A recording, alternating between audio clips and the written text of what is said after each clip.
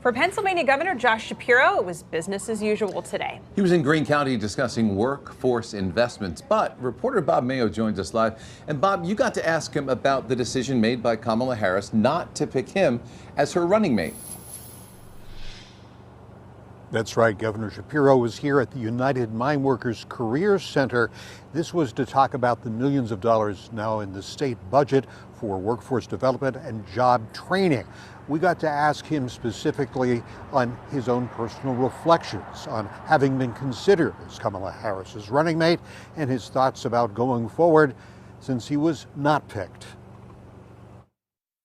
I always said that the vice president had a deeply personal decision to make as to who she wanted to select as a running mate. In the end, I had a deeply personal decision to make as well. I love being governor of Pennsylvania. And as I said here in the remarks today, I believe every Pennsylvanian should have the freedom to chart their own course and the opportunity to succeed. And in the end, it was important to me to be able to chart my own course.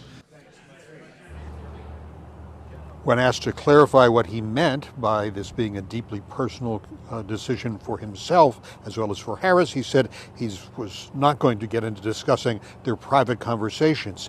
He had nothing but good things to say about Minnesota Governor Tim Walz being Harris's selection for a running mate. I think Tim Walz is a great pick. He's a terrific governor and he's a friend. And I think he and Vice President Harris are going to make a dynamic team. And as you heard me say the other night at a rally in Philly, I'm going to be doing everything in my power to see to it that they win the election. Some Republicans have been attempting to spin Shapiro's not being selected as a sign of anti-Semitism. Shapiro says that is absolutely not the case, that it is false. Reporting live in Greene County, Bob Mayo, Pittsburgh's Action News 4.